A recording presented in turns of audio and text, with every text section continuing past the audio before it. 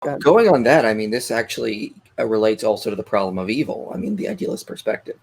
Think about it from this perspective. If if idealism is true, our world will be analogous to a dream world. Now, have you suffered in dreams? Have you been tortured in dreams? I mean, I've had horrible dreams. I immediately wake up and it's like nothing ever happened. So if the suffering of this life is analogous to a dream, I mean, we're all going to wake up one day into a more real world, so to speak, and all that suffering it'll just fade away into back of consciousness. So it also even relates to the problem of suffering and puts it into a whole new perspective that's kind of helpful.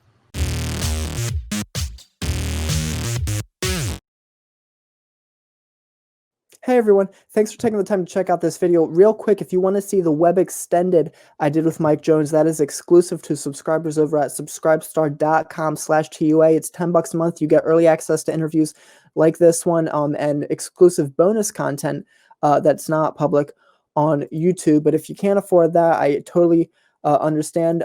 But what you can do for absolutely free is subscribe to the YouTube channel, click notification bells, because subscriptions don't mean a whole lot. I really do appreciate it. In the web extended that we do, we talk about the divine hiddenness argument against God. Is it not really atheists' fault that they don't believe? They just don't have enough evidence. We get into that. We also get into the ontological argument, where both of us have kind of changed our minds on that and where we couldn't currently stand now on it. And Maxwell Yates even shows up to make a guest appearance and challenge Mike Jones. But in this episode, we discussed primarily idealism. I had a lot of fun discussing this, exploring these ideas, the arguments for and against it, and if it's evidence for theism. We even discussed some of Josh Rasmussen's book. That gives us some insight and some light into understanding this view and its implications. And we also discussed Mike Jones's TED Talk that he recently did on evolution being evidence for God. And so I really did enjoy this episode. I hope you guys enjoyed as well. A huge thank you to Mike Jones, and hope you guys like this video. All right, everybody, welcome to another episode of The Unapologetic Apologist, where we discuss big ideas in apologetics and philosophy. Super excited to have my next guest. He's been on the show before. Mike Jones, thanks for being here, brother. Yeah, thanks for having me. I appreciate it. Absolutely, yeah. So I've been bothering everybody lately, Braxton Hunter, Cam Bertuzzi, and now you got you had a most opportunity to pick your brain. Quite a bother. No, so yeah, for people, I've jotted down a few things I wanted to talk about, but we're mostly going to just chill out, have a discussion, not be super formal. But yeah, I know mostly I did want to just kind of pick your brain about idealism. And, you know, in preparation for this, I was trying to watch like different videos you had put out, different subjects. I actually, you know, watched your whole The Mind, the Soul series. And I know you said you're going to re-release that, so I'm actually really excited for that, because I actually took a bunch of notes from that, and I used that in a debate I recently had about the soul. Yeah, that's good. Yeah, if you notice in that series, I feel like I'm talking too fast, and people complain the music is too loud. So it was like I should probably redo that, and plus I found a whole bunch of new data I want to add. So the new series will be over twice as long. So it'll be, instead of 4 parts, it'll be 5 parts, and it will be over 2 hours probably. Right on. Yeah, I didn't notice the music being too loud myself. I did notice you talking fast, but that wasn't a bother for me, because I've been listening to things like 2 times speed on YouTube anyway to try to get through material faster. And you know, yeah, it seemed a couple of years ago, YouTube, the idea on YouTube was to talk pretty fast, because everyone was watching fast videos. That's why, and a lot of YouTubers who are on screen, you see them doing all these jump cuts and everything. So I felt at the time it felt normal, but now looking back on it, it seems like everything's kind of slowing down a little bit. So people are trying to say talk slower. So I don't know how it's always changing. Yeah, it is. That's one thing Frank Turk mentioned to me. He told me, you know, when we had our first interview, he's like, you know, you should probably chop it up in bits, because people will watch like 2 to 3 minute videos. And like, yeah, that was the thing for like a while. But now it's like people seem to be getting interested in like the long form discussions, you know, depending on what the topic is. The viewers seem to like people who go like really deep into ideas. Yeah, so, YouTube changed its algorithm though. They also changed their algorithm to encourage more longer form of videos. Okay. It's weird. Yeah. Right on.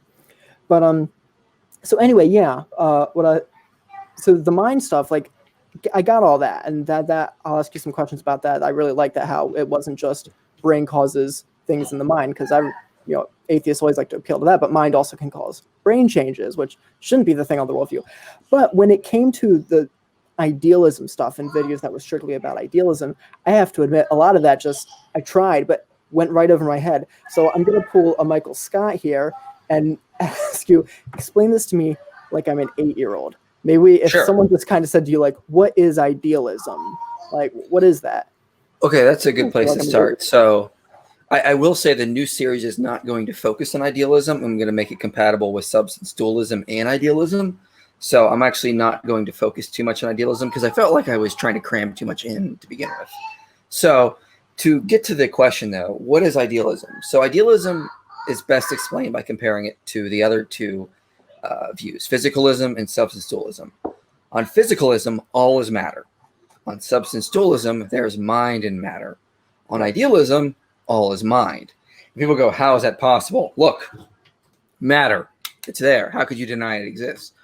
Well, we don't deny it exists. We just put it in context. And so start thinking about what matter is. It starts to change your view about that. So if you were to describe this little case for me, for my headphones, you would describe that it's white. It's a little rounded, but also kind of square. It's hard. So you would describe it in terms of properties. Now, there was an atheist philosopher named David Hume who put forward this idea called bundle theory. And ironically, it wasn't his intention, but it seems to support idealism. And what he pointed out is you describe things, material things, matter, in terms of its properties. So I'm going to describe this by its qualia, its sensations, its shape. What am I doing, though? I'm describing it by its mental properties. Everything I'm describing is in terms of mental phenomena. So everything is basically how I'm experiencing it within mind. Now, if you take away all the mental properties, the color, the shape, the sensation, what is left?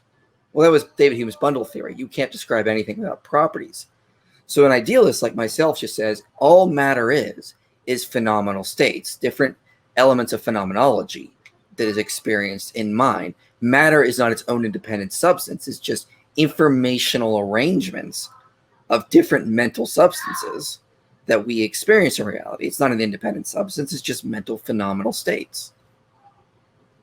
Okay, so I'm gonna obviously maybe probably like half, just to let you know ahead of time, probably half the objections I'm gonna pull up aren't actually like objections I'm having. They might just, oh, here's what I can imagine someone might say.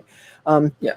So there, and I think I might have actually said this to you before in a different discussion, but suppose the skeptic of this view just says, well, sure, we can only describe things like that, but that's because we can only view it through our senses. Like that doesn't, the fact that we can only access it via mental senses, like sight, feel, qualia, those things, doesn't mean that there isn't a matter that would exist independent of the mind. That's true. It's possible. But we also have to remember Occam's razor. If there is no reason to posit a second substance, why do it? And so that's what the idealist is saying. Everything we're experiencing is a mental reality. Why posit another physical reality that you see substance dualists doing or physicalists doing when there's no evidence of anything beyond our mental experiences? So let's just start with what we know. We know we're conscious minds and we know we're experiencing mental phenomenal states. Why posit anything beyond that? So anything beyond that is just a violation of Occam's razor. And that's what the idealist points out. Okay, so maybe I can ask for some clarification on certain things, because when there's kind of the layout of the three views, there's physicalism, all that exists, materialism, then there's material and mind, and then there's just mind. But I think you would say there is like information that isn't mind. Like I know you often use the analogy of like a video game. Like there's information of a room, but that room's not just like sitting there. Like that information doesn't manifest itself in terms of quality and sight and color until the character enters it. So when we say all is mind, it's not as though the universe is like an illusory projection of the mind. Like there is this information that would exist independent of human minds, right? Sure, but now let's move on to the next step. Let's talk about, I don't say I'm just an idealist, I say I'm a dual aspect idealist. Okay. So what that basically means is I agree with substance dualists on a lot of things, just on the fact that the only thing I disagree with is an ontological difference. What they say is two substances. I say that these are two aspects of mind. So you have yourself, your conscious mind. The mind itself is the fundamental substance. The dual aspect comes in is that there's not just mind, but there's also the mental properties. And you could say something like matter. So it's mental in nature, but it's still contingent upon mind. So it's information that would be contingent upon mind. So you have a dual aspect. You have mind and you have the information processed by mind. And this would be the material reality we experience. These are phenomenal states like quality of sound, sensations, thoughts, emotions, mental phenomena, these types of things. So as a dual aspect idealist, yeah, I agree there is mind and then this information we process. And I just argue epistemically, there's a dual aspect kind of going on here. Okay, so I'm trying not to go too fast because I know I'm obviously going to get to why this is evidence for theism, but I want to try to go a little bit slower. So, as a dualist, right, who's obviously finding this view more and more attractive, and we'll get to the reasons I'm like wanting to adopt idealism primarily because of stuff I found in this book, which he doesn't even argue for, but we'll get to that. So yeah, I love him. Yeah, he's great. Yeah. So the dualist says, okay, and often in terms of when we're discussing like mind and body relations and things, there's obviously different forms of dualism. Like if the body is like tool that the soul uses to interact in the world, I'm less prone to use that language, but I would say there's obviously an interaction that the brain is a physical mechanism that the soul is able to connect with the physical world. So on idealism, would there be a distinction? Because I know you've talked about brain emerging from mind. Would there be a distinction in, say, the information of like the world around me, like this desk in this room, and the information of the brain that kind of emerges? Could we say that the brain is emergent in a way that allows the mind to interact with this information around us? Yeah, so that's a good thing. Now, a good question to bring up. Now, I would also argue I'm a dualist. I'm just not a substance dualist. I'm a dual aspect idealist. So I accept a lot of the ideas of dualism there. I just think it's more of an epistemic distinction than an ontological distinction. Now, in terms of like what is the point of the brain? The idealist basically says is that the brain is the extrinsic appearance of consciousness in reality. If you're going to interact with unconscious agents, you got to manifest as something. You got to look like something. Right. Like if you're going to interact in a video game world, you got to manifest in some way. You just can't go around as like this invisible, immaterial collection of information code. I mean, you're going to manifest as your avatar. Likewise, if consciousness wants to, or if a conscious mind is going to interact in this physical space-time, it has to manifest as something, and we call that the brain or the human body in general. Right. Human body or the brain is what a conscious agent looks like in reality. And so that's simply what we say. Another way to put it is we also say that what happens is that consciousness is being localized within space-time in this sense. And the extrinsic appearance of what consciousness is localized in space-time is what us humans would look like. So that's another way to put it. So basically, we just simply say, look, if you're going to interact in a physical space-time environment where there are, 5 senses, you have to look, feel, touch, like you have to look like something. You have to manifest in some certain way. And we say, well, that's what the human body naturally would be. It's what a conscious agent would look like. Otherwise, how would you interact with other conscious agents? They wouldn't be able to see you. You wouldn't be able to experience the physical world through the 5 senses in that sense. So it's just, and I'll build on this in my series, specifically in parts 2 and 3 coming out this summer. Okay, yeah, that definitely helps me a lot. Because one thing, like the very first time, I'm talking years ago, when it was introduced to me, it didn't make any sense because people were just talking about things in terms of information. I'm thinking, well, the way information is often described, it seems to me it wouldn't even be distinguishable from matter on a point, because you have to say there's information independent of the brain. You can't, and independent of the mind. And so this has helped me a lot because I was thinking like that it's just something about it didn't sound right. But so asking me these questions. So here's a question I think I asked you before, and you actually gave me a really impressive scientific answer, but I want to ask it in a different way than I asked it before. Okay, so the things in this room, right? And I think you often use the analogy of color, right? Like redness isn't like a thing, right? There's like waves, and then our senses kind of interpret that and make it manifest in waves. Okay, but so then we're going to say that's this room, this microphone, certain things on my ceiling, my bed. And then the idea, if I'm correct, you can cut me off if I'm like getting something horribly wrong here. But it's okay, so this bed is information and that ceiling's information, right? Which doesn't quite manifest in terms of what we would call physical stuff until my mind interacts with it, right? I'm okay so far? Okay. Mm-hmm. So I leave this room. And then when I leave this room, there's no conscious minds in this room, then it's analogous to the information in a video game that's not manifesting as these physical things.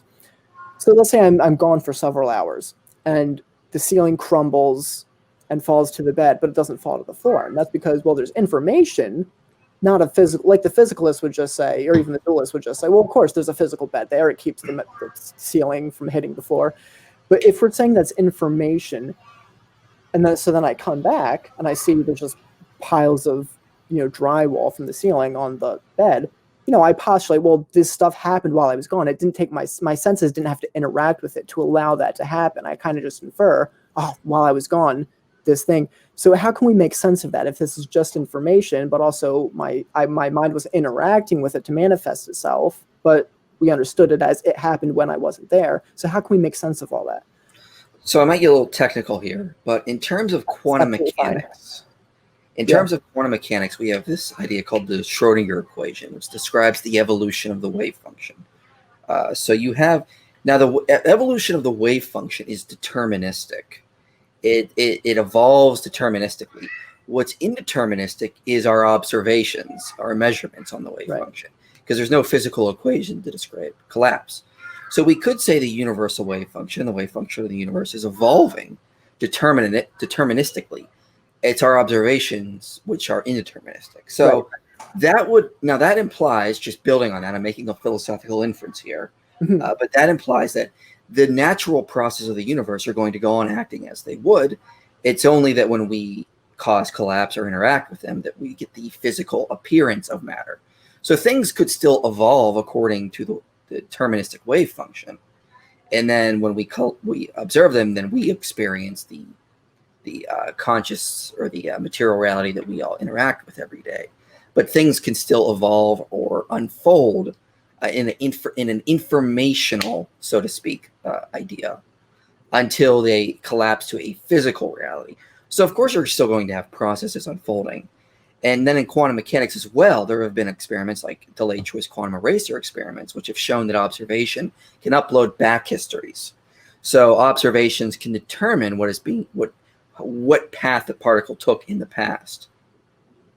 Yeah, I remember that was that second part was the answer you gave me before. And at first my mind thought, that doesn't make any sense. But if it's science, I kind of just gotta go with it. I can't just. Science is stranger than fiction. I mean, there was a study a couple of years ago wherein they were reversing thermodynamics, which we thought was impossible. But a lot of crazy things can happen at the quantum level. Now, it's not like they were reversing thermodynamics, at the macro level. We're still not there, but you get the idea. It was still pretty crazy to think about. Yeah. Okay, so here's an objection that isn't my objection. I already know how I would answer this, and I'm not, nearly the expert you are on this stuff. But it might sound silly, but I can imagine someone genuinely, coming up with it. So if we describe things in terms of information like that, and even how you're speaking of how they can still, follow deterministic paths, even in the absence of our minds interacting with it, and this is analogous to video games, why are there never glitches? Like you know what I mean? Like glitches, like, okay, there is the information of the bed to stop the drywall from hitting the floor, but there's never a glitch like some piece of the information of the ceiling gets through the information of the bed and hits the floor. There's never glitches. How could we make sense of that? Do we have to go to theism to answer that, or no? Well, first of all, maybe there are glitches. It's a big universe, for example. So let's just a priori, let's not dismiss that. But I mean, yeah, it doesn't seem like there are glitches in this limited experience we've had and whatnot. But so let's also remember that we're not dealing with a classical computer like you and I are using. We would be dealing with an exponentially giant quantum system, which is a lot more complex. We're dealing with, the ability to process qubits, not just, classical bits. And so, we're also dealing with the idea that in a theistic sense, there is some sort of omnipotent creator who has programmed, so to speak, this universe into its existence. So he could, of course, make it so that there weren't any glitches. Him being outside of time could control that kind of stuff and whatnot. So, when we're dealing with our classical computers, we are not outside of time. We cannot say, okay, there's a glitch that's going to happen in 5 minutes. We got to prevent that by taking processing power down here, removing stuff there. a God who's outside of time, who could control all the time, could prevent such things like that happening. Mm. Yeah, that makes a lot of sense to me. And so I do want to transition into that part of it, the theistic implications. But I do have one more question on just this basic level form of it. So often when talking about things like the moral argument or the argument from free will, a lot of stuff we appeal to intuition. Like we just have an immediate experience of a moral realm, the same we experience an external world. Free will. It's like, well, how can you actually get evidence of free will? You have to assume you have free will to try to get evidence for it. It's so basic a reality that our intuitions are enough evidence for it. And so I think it would seem to me, and to a lot of people, like there's just an intuition that this isn't information. Like this is a phone. This is a physical phone. I'm holding this in my hand. This is a physical book. This desk is physical. So I'm not saying that's irrefutable, but to someone who just that it's just so intuitive, how can you get me to give that up? What would you say to that person?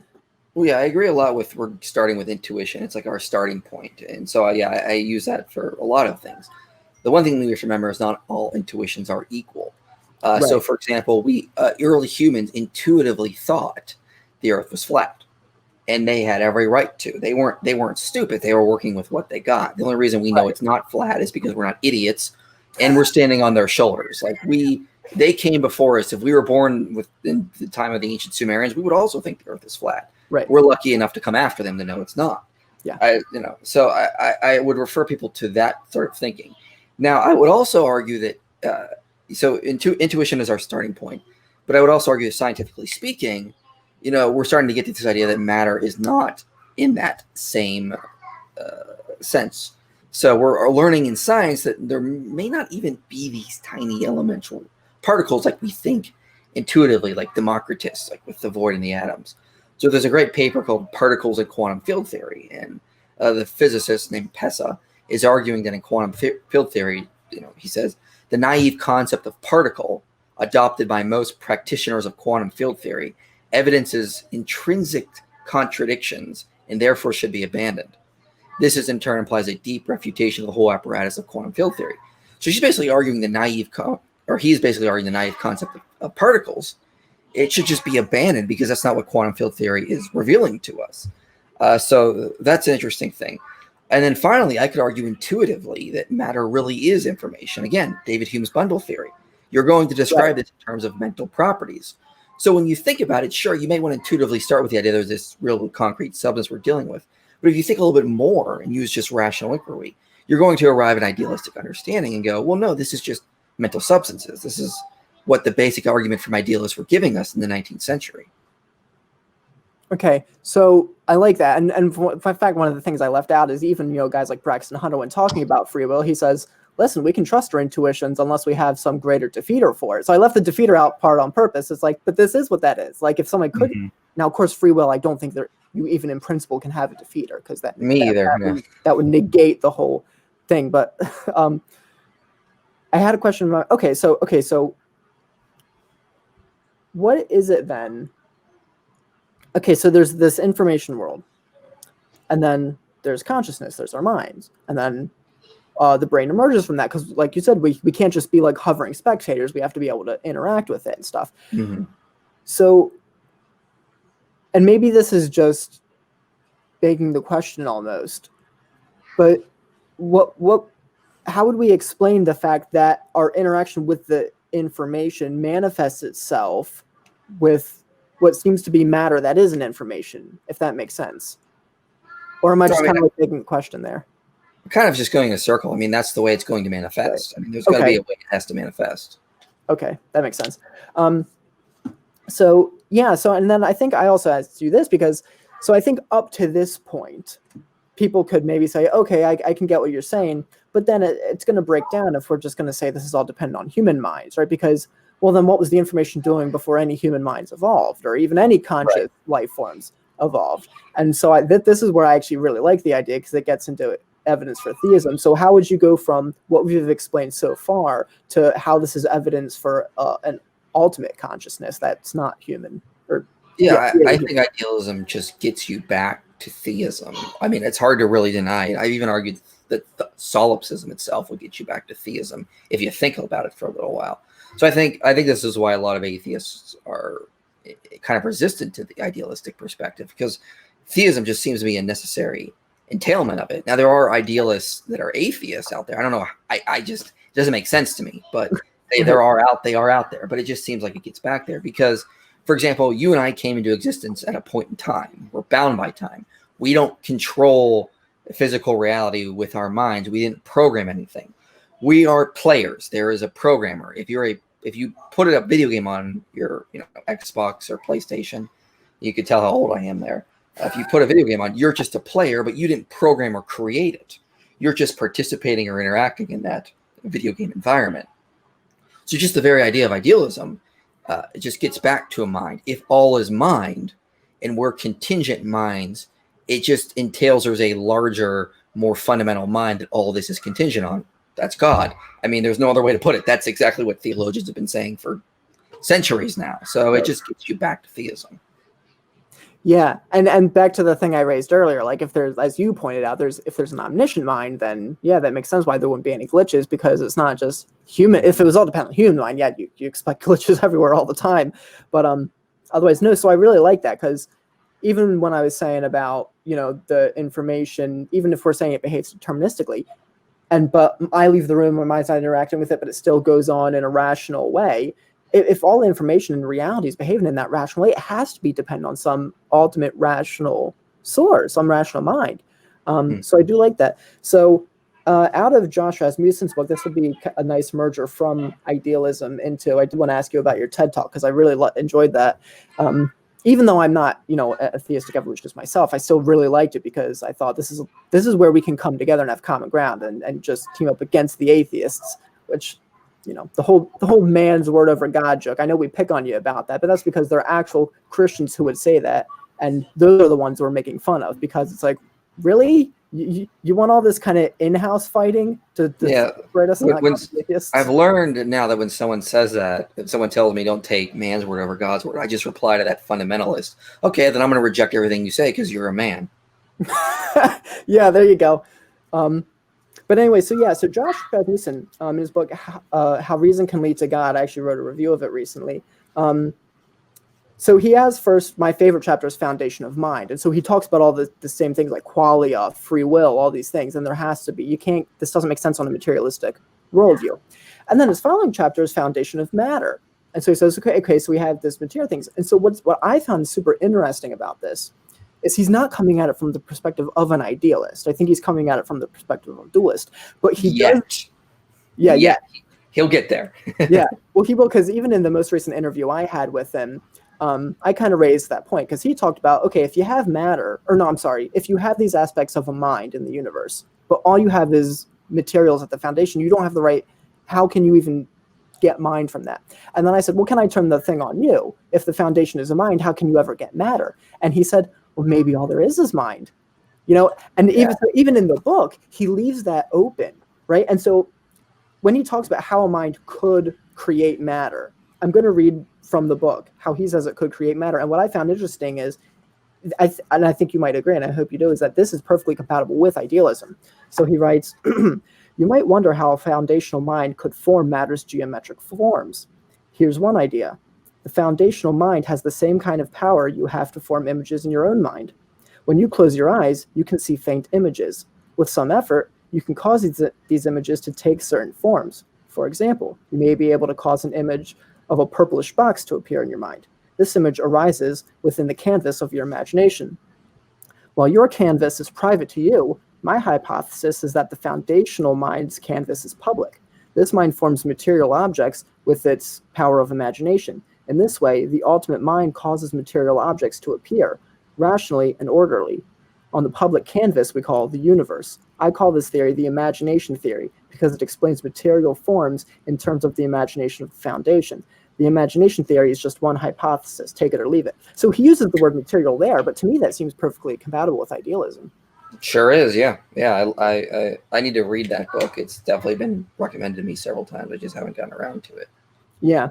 Sorry, go ahead. Going on that, this actually relates also to the problem of evil. The idealist perspective. think about it from this perspective. If everything, like if idealism is true, our world will be analogous to a dream world. Now, have you suffered in dreams? Have you been tortured in dreams? I mean, I've had horrible dreams. I immediately wake up and it's like nothing ever happened. So if the suffering of this life is analogous to a dream, I mean, we're all going to wake up one day into a more real world, so to speak. And all that suffering it'll just fade away into back of consciousness. So it also even relates to the problem of suffering and puts it into a whole new perspective that's kind of helpful. Yeah, I like that. And so what's funny is the next couple of sentences, how to fine tune evolution, he gets into this.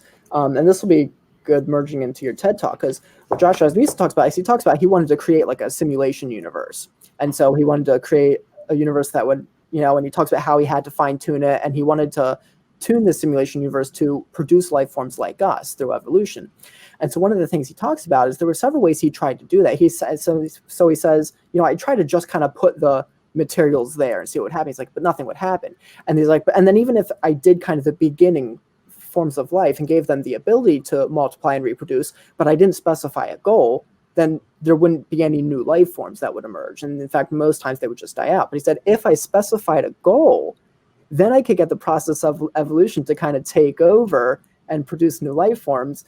And to me, this is great evidence that, evolution is always presented as kind of a refutation of the Bible. And, if we can explain how life arose naturally, then we don't need any religious stuff to do it. But this is evidence that, no, even if evolution takes place, you still need a mind directing it. And so maybe you could talk a little bit about your TED Talk and what your goal was there. Yeah. I mean, I was building off a lot of this book, but they also argue, there's a chapter in here devoted to that whole idea and argue that evolution entails idealism. It was written by Edward T. Oakes. So it's actually a very interesting chapter. And so that kind of blew my mind. And I talk about it in my video, Was Evolution Inevitable? And I explained that. But so the TED Talk I did was arguing that evolution is perfectly compatible with a theistic worldview, because instead of just saying that everything was sort of just random, chaotic, we just kind of got here by accident, all you would simply have is a God who sort of programs the universe or fine-tunes the universe to sort of produce life. So you just have like God would program certain natural laws to create the physical aspects of life that would be contingent upon consciousness, of course, for it to emerge in that sense. So it just sort of builds on that kind of idea, and it relates back to idealism in the sense. But the basic idea with the TED Talk was that what we're finding in the study of abiogenesis and evolution is that a lot of what came about seems to be a result of natural laws. If you put an organism in environment A, it's probably going to go down a certain path with a little bit of variety, of course. If you put that organism and instead of putting it in environment A, you put it in environment B, it's going to follow the external constraints of that environment and go down a certain path. And we see this in examples of convergence. So when we take an organism and we put it in like a certain environment, sometimes we have forms repeating, like the hawk moth or the hummingbird, or this with the dolphin or the shark. So when you take a mammal and you put it back in the water, it takes on the form like a dolphin or a whale, which is very similar to the form of the shark that you have. So organisms are going to go down certain paths because the environment externally constrains them. But that is perfectly compatible with the theistic worldview, because we could say God fine-tuned the universe to direct organisms to get to a goal. So what if the skeptic said that presupposes the fine-tuned universe? Like, instead of saying that the evolution is based on goal-directedness, it's just based on the environment that life form happens to find itself. Right. And where did that environment come from? It came from, of course, the laws of the universe itself, fine-tuning and getting it to where it is. And, I build on the idea of the periodic table. If you were to start the universe over, we'd have to say the universe was determined to bring about the periodic table of elements that we have now. Certain elements were just going to come about in certain conditions. Okay, well, and then, of course, all life is based on biology, which is based on chemistry, which is based on physics. If the physics was determined to go a certain direction and to create the chemical elements that we have now, it just logically follows that the biological life forms we have could also be treated like a periodic table in that kind of sense. And that the universe sort of fine-tuned or determined them to go down a certain path. Now, I agree that there is a little variation in there. It's not 100% deterministic in that sense. Right. So Simon Conway Morris says, if we had not walked out of Africa with tools, analogs in South America would have eventually. So there's a little bit of variation there. I understand that. But still, the general life forms seem to be fine-tuned by the universe itself to get to a certain place. And so I covered it pretty in depth in my video, was evolution inevitable? So here's a question that just popped into my mind, and this is why I would like to get you and Stephen Meyer on here together, because obviously you guys disagree. And full disclosure, I do line up more with Stephen Meyer, admittedly, on this stuff, but I do think you guys could find a lot of common ground here. So one thing he's brought up that I wanted to ask you is, and this will give you a chance to kind of clarify your view of what role God plays in evolution, is one thing he's brought up is that even if he goes with, macroevolution, God simply setting up the laws of the universe and the laws of physics isn't going to get it done, because if God just sets up the laws and then takes his hand off and lets the laws play out, the way he suspects evolution would go is certain, because laws tend to behave in a very repeatable way. So you wouldn't kind of get this progression of life forms if God takes his hand off the laws of the universe. It would kind of repeat the same life forms over and over. So he says even on evolution, you would still have to have God involved and kind of adding information as the process goes. And I don't know how much of that you would agree with or not. Yeah, here's his problem, is he's discounting the one very basic thing that I talk about a lot: quantum mechanics. Quantum mechanics shows the world is more probabilistic than deterministic. So you would have life forms repeating, but there's also that little bit of randomness, that little bit of variation in there that can cause these changes. And so that is going to play a major role. And building on that, Duke researchers have argued there's quantum jitters in our own DNA, which could be a driving force in evolution and disease. So if you have these ever so often, a couple 100,000 years, these quantum jitters creating real changes, these probabilistic changes, you could actually have new life forms coming about in that sense. So it would not be this classic Newtonian deterministic sense. And even if it was, I mean, you still could get to humans, because it's not so much the same environments constantly happening. The Earth is always changing. It's not a closed system because the sun is always adding new energy. We've gone through several ages. I mean, think of the Permian extinction, wiped out 90% of species. That radically changed the environments. Life had to radically change and adapt, which brought about archosaurs and eventually from that dinosaurs. If we didn't have the Permian extinction, it may not have happened. Some people think that the asteroid, without the asteroid, mammals would not have existed. I don't agree with that, because the Earth was about to go through another radical change. It was about to get a lot colder. Ice ages were coming back. So what you would probably happen if the asteroid never hit is you would have a lot of large lizards around the equator. But in the northern part, things would have gotten colder and life would have had to adapt, and large mammals would eventually come about. It could have delayed humans, but I think we would have eventually gotten there as well. So I don't agree with Meyer on that idea, that because it's almost like the universe is constantly throwing new environments at life to sort of cause us to change and adapt constantly to get us to the eventual goal, which is humans. And humans are unique in that I would say we're one of the first organism that is so unconstrained from our environment that we can, take environments and morph them the way we want to.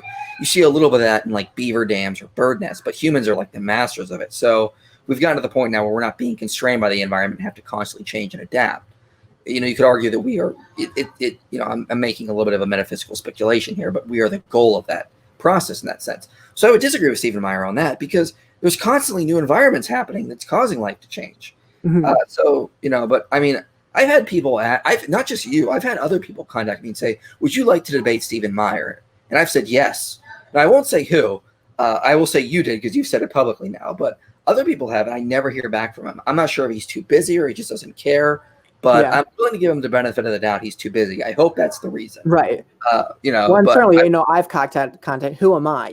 Again, he might just be busy. And but I've had bigger people than you contact him. I've had bigger people and nothing. So I'm so willing to debate him, because I have people that I have a whole team ready to help me prepare for that. A whole team. So we're ready to go.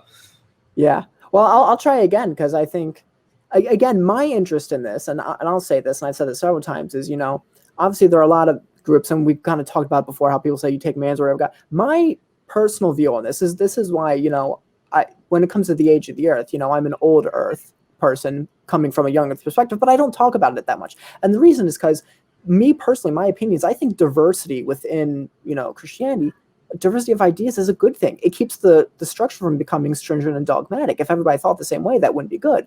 So I am a fan of the dialogue that takes place between people. I just don't think we should be dividing over it. I think we need to have the dialogue and then be like, okay, we're on the same team. Let's go after the atheists or, other religions or whatever the case may be. Well, yeah, as long as everyone affirms the core doctrines of Christianity and theistic Exactly. evolutionists do, despite how much Right. Wayne Grudem throws a fit over this, quite honestly. I mean, reading his chapter in theistic evolution, I was just like, this is so bad. It was so bad. Right. He's just like, theistic evolution, I have to reject this. And I'm like, well, I don't. So you're just lying. I mean, or you just don't understand the literature that well. Yeah. So I didn't ask you this ahead of time, but I'm asking now, do you mind if for the last couple of minutes we go to a web extended that I can put behind my paywall on the subscribe star? Okay, yeah, cool. we can do that. So for everybody here, go subscribe to Mike Jones' channel. It's going to be in the description, his YouTube channel. I'll put a link to his Facebook and his Patreon if you want to support him. Go there. For here, if you're new to the channel, subscribe. Turn notifications on because subscriptions don't mean a whole lot. And if you want to see the rest of this conversation, head on over to subscribestar.com/TUA. You get early access to interviews, web extended, and more. So to YouTube, goodbye. Thank you, Mike Jones, for being here. We're going to go to web extended. Yeah, thank you.